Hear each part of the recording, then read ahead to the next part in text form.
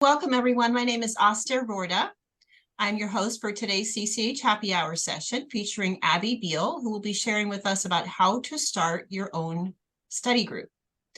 The purpose of the CCH Happy Hours is to provide homeopaths with knowledge and skills to advance their practice.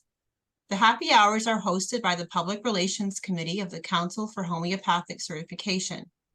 The CHC is almost entirely volunteer-run, and serving as a volunteer on a board committee, like I am, is a great way to support our profession and earn CEUs.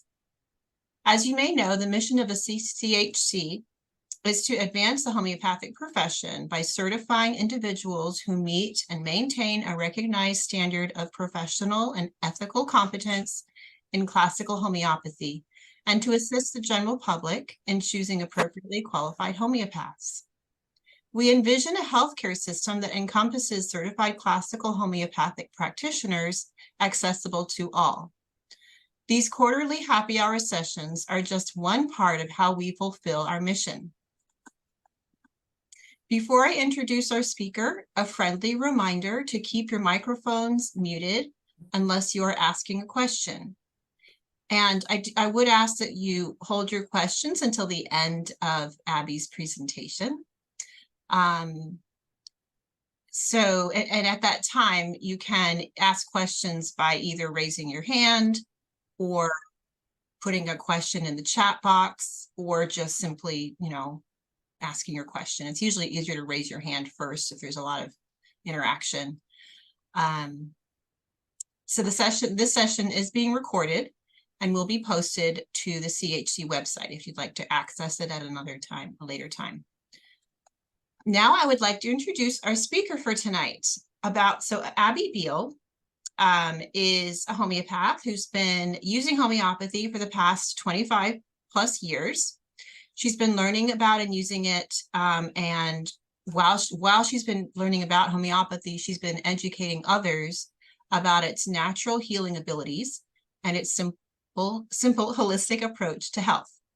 Abby has studied and continues to study with many different schools, many different homeopaths that share many ways of practicing, and credits her educational foundations to the New England School of Homeopathy with Paul Herskew and A.B. Rothenberg. Her other career as a speed reading expert has proven instrumental in her homeopathic studies. Over a 25-year period, she volunteered on 3 nonprofit boards, including the Critical and Creative Thinking Center in Hartford, Connecticut, the Wallingford, Connecticut Public Library, and the National Center for Homeopathy. She served for 2 years as president on each board. As a homeopath, Abby is very passionate about educating the public about homeopathy. While working with NCH, she chaired the education committee and oversaw the creation of a new beginner study guide with more than 30 volunteer contributors, editors, and proofreaders. Though it was never published, she was allowed to use the draft document for her study groups with much success. She has since procured the rights to the material and is currently working on a revised version called Homeopathy Primer, Getting Started with Homeopathy, with many of the same contributors. Abby started her first in-person study group in 2018, which then morphed into online groups in 2020. She's excited to share with you the many reasons for starting them, the many options for executing them, and the many benefits for your practice. At the end of Abby's presentation, if you currently run a study group, you will be invited to share your experiences and thoughts that might help others get started. Abby, we're looking forward to your presentation today. Thank you. Thanks for that great intro. I appreciate it. And I appreciate the invitation for being here and to share with like-minded homeopaths about, in this case, about study groups. So I'm going to share my screen. I have a PowerPoint that I've created for this process, and I'm going to put that down, put that up. There we go. That should go. There we go. And if at any time you're not seeing the screen or there's an issue with this, you let me know, and I will change it up. Okay, so I'll leave that up to you to tell me. Okay. So yeah, so when I was asked to do something for CCH on a happy hour, I had to think, okay, what do I do that's different than what other people do? And I realized, well, one of the things I do is that I run study groups, and I know how it has really fortified my practice, and it has educated me a lot about acute prescribing and how the population thinks about homeopathy. So I'm going to just share with you kind of my take on how this all began, and then things for you to think about if you're interested in starting a study group. And maybe I'll try and sell you on it, because I think all homeopaths that really care about homeopathy and want to see it proliferate really need to share it with other people. So I'm gonna, this is my little sales pitch on on you starting a study group. So here's my basic experience. That my first exposure to homeopathy in general was in 1996 with a son with ear infections. It's a very common story. A lot of homeopaths say, yeah, that's the same as mine. And it was one of those, head scratching moments when my son had had tons of antibiotics. And then we finally found a homeopath, gave him two little white pellets, and it's like never had an ear infection again. It was like, huh. And so that got me very interested. And then in 2003, I had had another child in 1997 and was dabbling a little bit in homeopathy. I had gone to the homeopathic summer school. NCH had a summer school then in 2000 and 2001. And I was just really interested in homeopathy. And then by 2003, I just said, I'm going to do this. I really want to learn more. And so I became a CCH in early 2014. Yes, it took me that long because I did it part-time. So it's not like, yeah, it just took me a long time. And where I work is not the state, where I officially work is not the state where I live. So I live in one of the only states in this country that you cannot legally practice homeopathy, because there's a law in place from 1893 that says you have to be a medical doctor in order to practice here. That said, there's about 9 of them who are registered, and probably only 2 that work at all anyway in the state. So people here do not even know what homeopathy is. It's kind of sad. So I had to start a practice in the next state over, which is Massachusetts. And so when you work in a place where you don't know anybody, you don't have the history, you don't even know how to give people directions to your office, it was a challenge, that is for sure. And so it was also a struggle to try to find people who understood what homeopathy is. So that said, I'll also say that one of the approaches I had was to find networking groups of people. It could have, I think I was doing the Business Networking International, BNI. I was doing one of those, and a women's group, Women Business Owners Alliance. And so I was just trying to get out there so people would hear the word homeopathy. And I was working part-time because of other business obligations, and also working on nonprofit boards. So it wasn't like I needed it for my income, but it was certainly how I got started.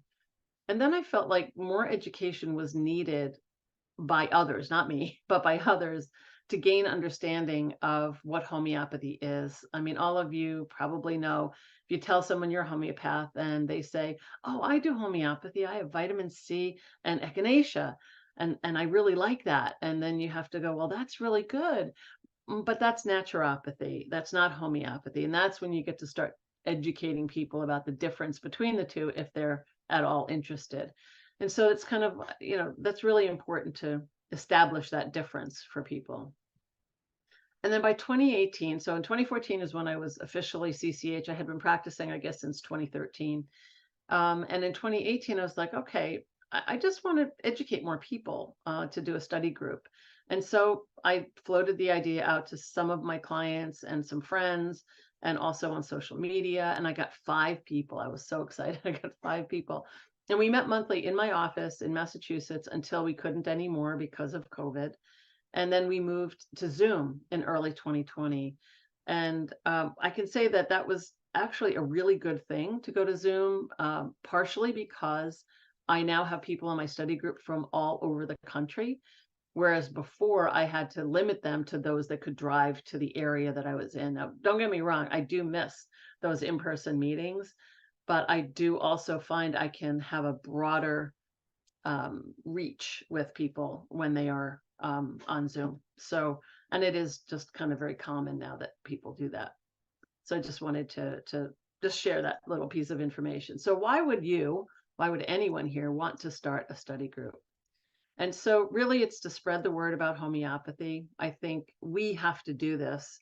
And now, especially in this environment, I'll say, where pharmaceuticals are supposedly king, people are looking for some options because not everyone's happy with that. And they don't know what homeopathy is. And so they need to hear it, they need to experience it, they need to understand it. And it's our job, because that's what we do, that we know this. And I think it's important for us to do it. And so it also helps to get people to know, like, and trust you, so you more easily secure interested clients. So over the past, since 2018, I was looking at my list of students. I have 3 groups running at the moment at different levels, beginner, an intermediate, and an advanced, for a total of 19 people. So I feel like that's pretty good. And from those 19 people, I took a look back and I was trying to remember, okay, who gave me names of family members or friends or became clients myself. And so I'm going to say that there are 32 clients that I've gotten over the past 4 years or so, because I've been running study groups, because people know me, they understand what I do, they tell their friends.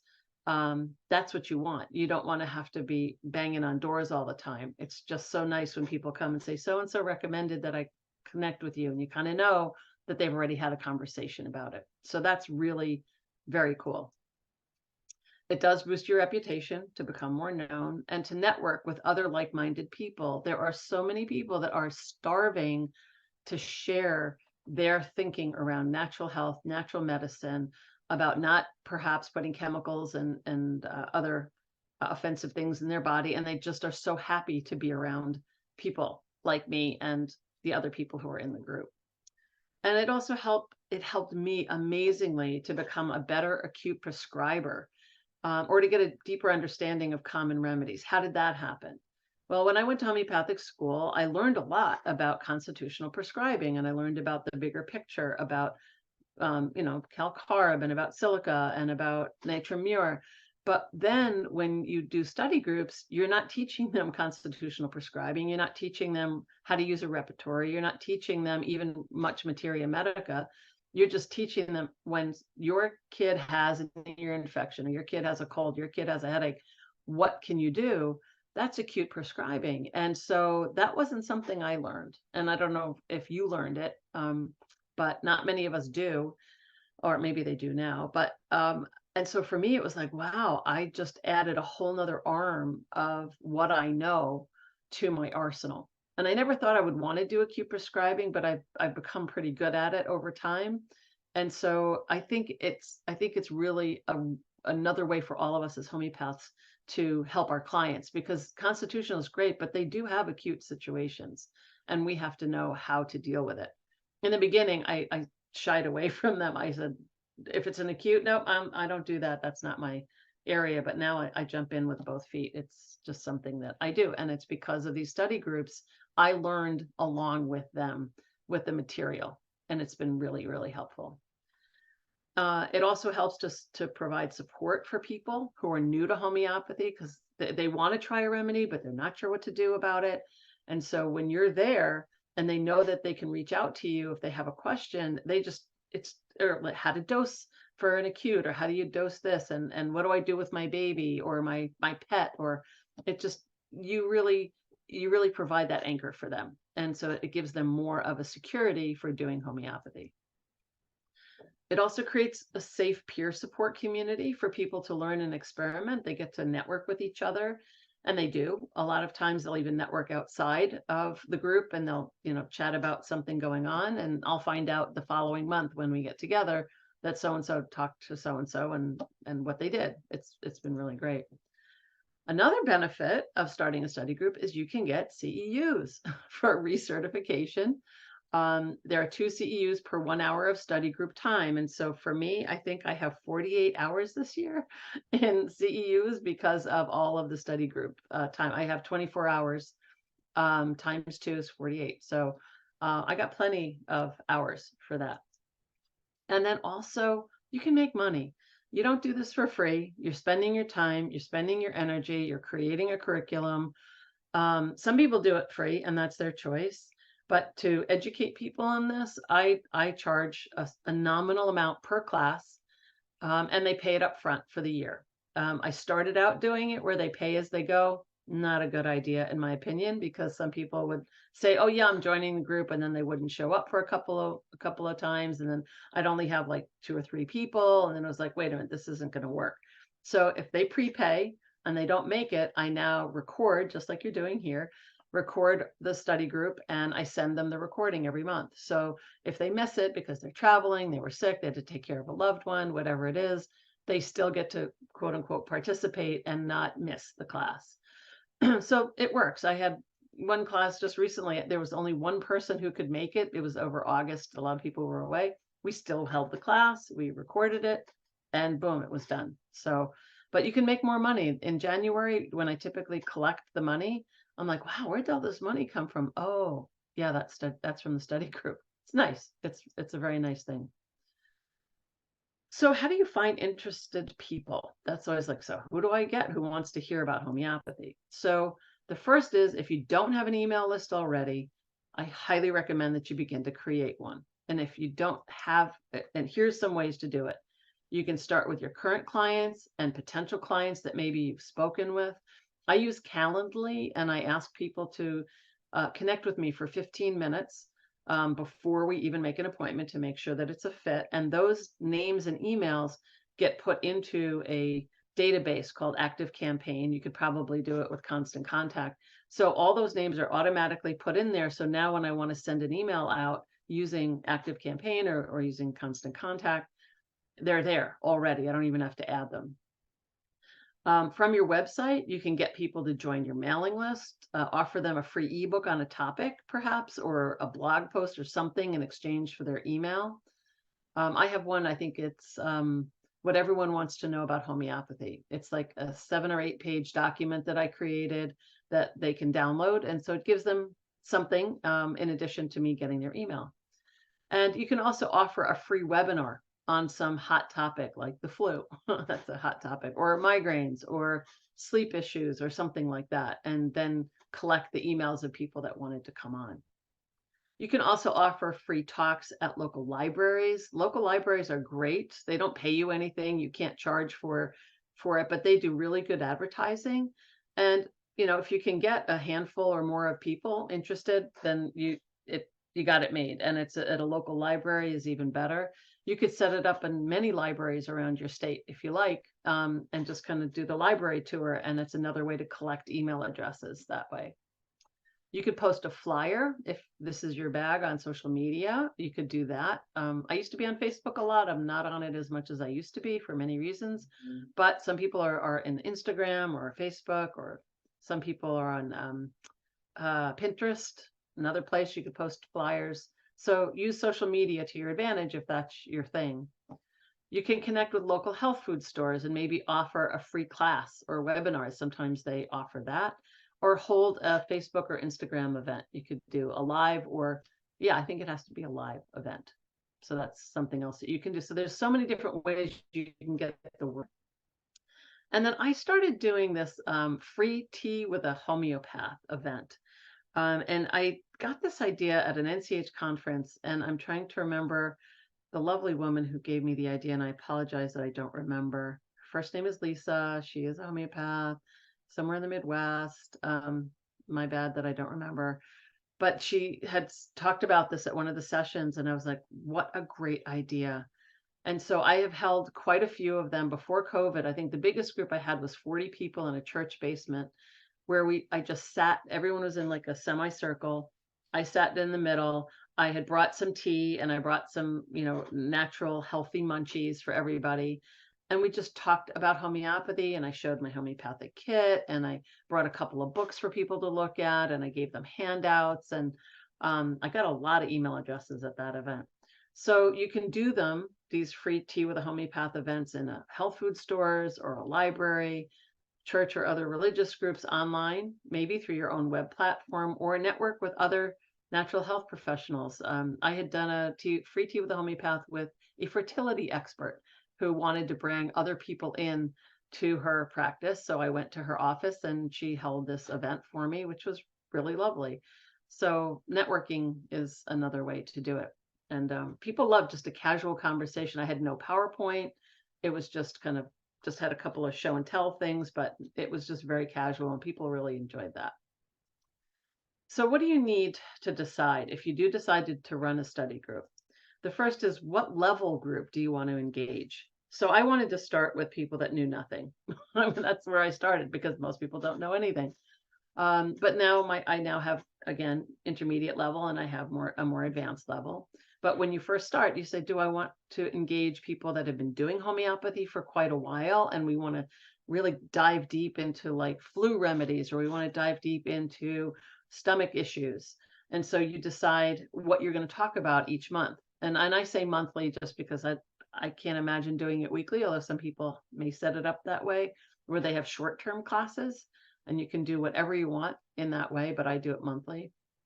So what level group you want to engage, and then how often you want to meet and for how long.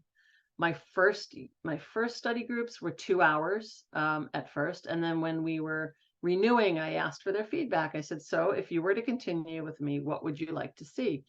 And it was kind of clear that they were like, we really enjoy this, but 90 minutes would be better.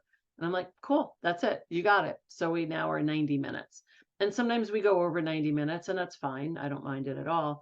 But it's not a full 2 hours. And it actually has been working well. And it's every month that we meet, except for August, in some cases. And then where you will meet. If you want to meet in person, you can do that. If you have a community that could, and you have a space to do it, wonderful, or online. And as I said, the advantage is you get to meet with other people from all over the country, which is also kind of cool. And then how many students can you manage? And I'm just going to suggest a maximum of 10. I'm going to say most of my classes don't go over 8.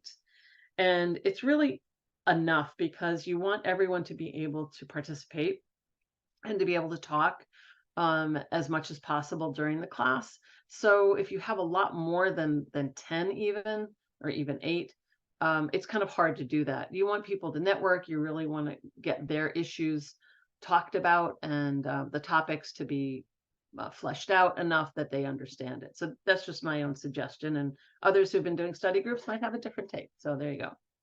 And then what books do you want them to have? And will you supply them or ask them to buy it themselves? For me, I charge it. It's included in my yearly fee. I figure what's the book I'm going to use, how much is it going to cost to send it to them to buy the book and to send it.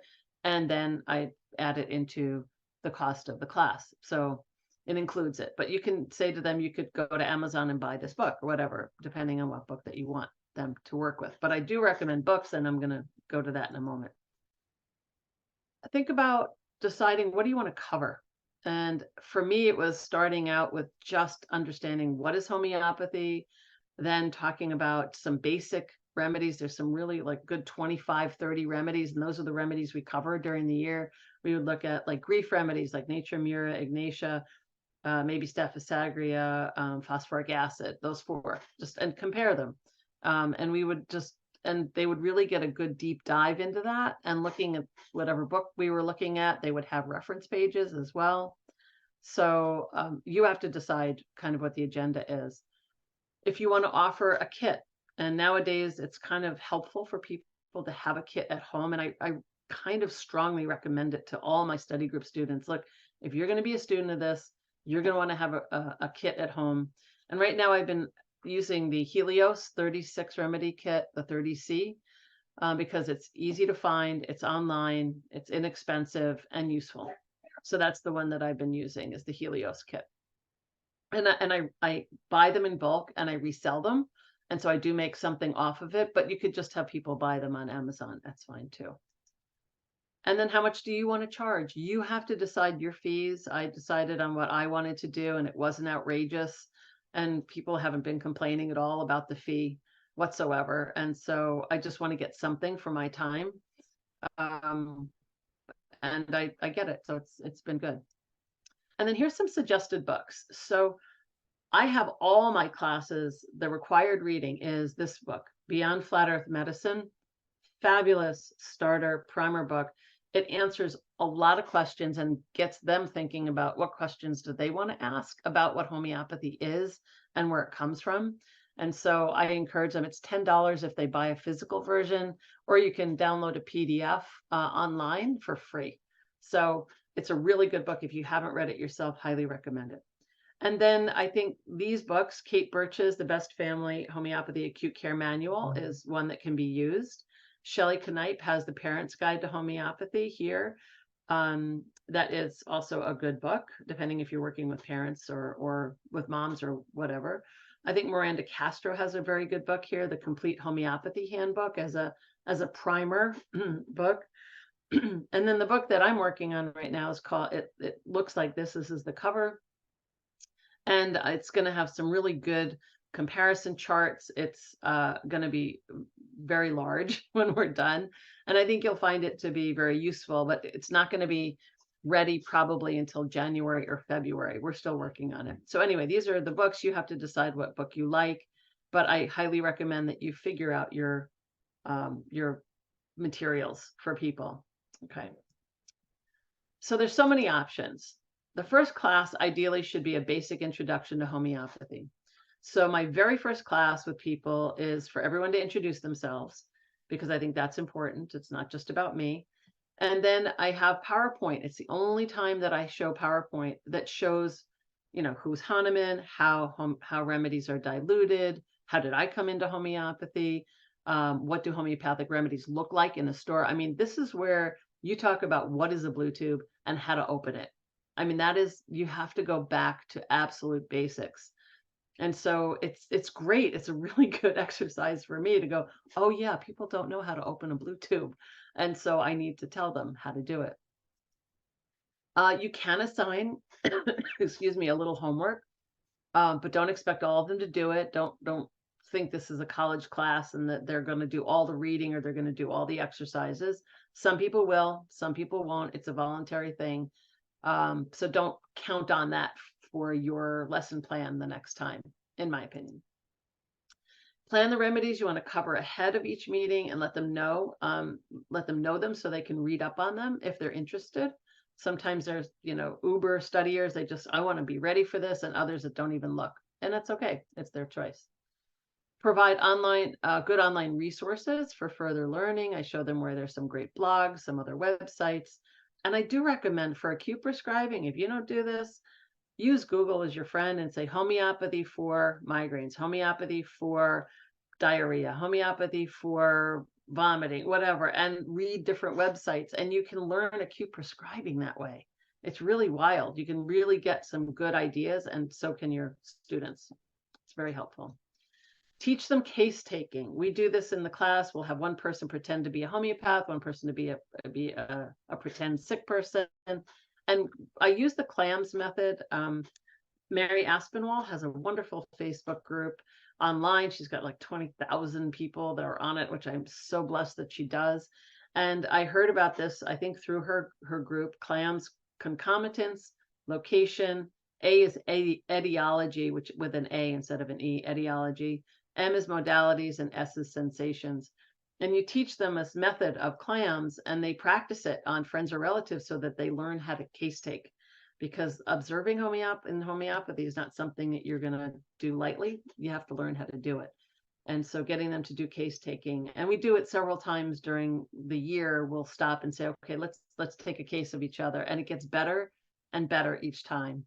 And they get to ask questions. They'll say, okay, there was the case. Anyone have any other questions? And it's just amazing the intuitive questions that other people ask. It's so heartwarming when I see that. So once the group is going, you spend time at the beginning of the meeting to ask what remedies they may have given, why, and what happened. So in the 90 minutes of my study group, I plan 20 to 30 minutes in the beginning for their questions to me and for them to share their stories. It's amazing how they fill that time with that information and the picture of what happened and where and what remedies they tried, what remedies they did that worked, that didn't work. And we all remember them. It's just amazing what you get from people and how they think. It's been great. if you have a lot of beginner books and meet in person, you can create a lending library. People love to read books, but they don't want to buy them per se. So when I was meeting in person, I would bring a box of books with me and I would have a sign out sheet. And from month to month, they would just sign out what book they had and who took it. And they would bring it back the following month, and then they would swap it and get another one. So that's another way to create a lending library. People, they really do enjoy that. And if there are other health professionals in the group, it's amazing how many nurses I have had in my groups, or chiropractors, acupuncturist I had. Ask them to share other supportive therapies. I had a social worker. I mean, just ask them, say, what other things, and they'll typically want to share what they know and what they do. So we all broaden our horizons on that. So what more can you offer? You can engage guest speakers, perhaps, as a bonus session, which I'm actually doing that this month. I have somebody that does Homeopathy, a friend of mine, and she does these classes for me once a year for all my study group students. If they want to come, they don't have to, and I record it and I send it so they have it. And so it could be on cell salts, it could be on Homeopathy, it could be autopathy, it could be maybe pets and homeopathy, whatever you feel might be a nice bonus to them, that you're not charging them for that, but it's like, hey, I have a friend that does this. Maybe they'll come in and do a 1-hour presentation for us. And it's really nice because then they get a little bit more learning if they want it. I've done some ad hoc consulting, and I call it ad hoc because I typically don't charge when a student brings a case that they're working on and they just want my input. And they said, what do I do? What do you think I should give? And blah, blah. And I work it with them, but I don't charge them for it. That's just me. And it's up to you how you want to do that. But it's been very helpful to them to kind of be a mentor for them. And they don't take advantage of it. At least I haven't had that at all. And then possibly if they decide to become a client, you can offer a discount on their first appointment with you if they want to be a client. And I'm going to say probably 40 to 50% of my students are my clients now, because they were really engaged with all this. They thought it was wonderful and thought I had more to offer to them personally. So you also get them as your client. So it's really interesting. So what have I learned from running study groups? Oh, so much. I have improved acute prescribing, as I have mentioned before. People are as amazed at the power of homeopathy as I am. I mean, when they say, I gave that remedy and my kid's fever just like broke and they were fine and they were running around and they were eating and drinking within 15 minutes, I could not believe it. And everyone else's eyes bug out, and so do mine. I'm like, wow, that's so cool. It's so nice to have a group heal together. The other shared experiences helped me be a better prescriber, and I've learned from them. And I know that there's so much more. You all know this. There's so much you have to learn. There's never an end to this learning. And I also have the ability to affect the health of more than just my own clients, because there are my students that now have their friends and their family. They're able to help them as well. They choose to do it. And study group members tend to also share it with their friends and family. That's kind of what I was just saying there. And that the world really needs to learn about homeopathy, especially now. And so I'm going to highly recommend that everybody here, anyone who's listening to this recording, really think about how you can spread the word about homeopathy. I think you'll find it to be very rewarding, a little frustrating at first, but it's definitely rewarding. And once you get into the groove, I think you'll find it to be really helpful. And so just as an aside, I'll add here an aside. So after my first year of students and they said, oh, we want more. I was like, you want more? What am I going to do? What I ended up doing was thinking, okay, what would be good for them? So I pulled up the list of polycrusts. There were about 50 of them.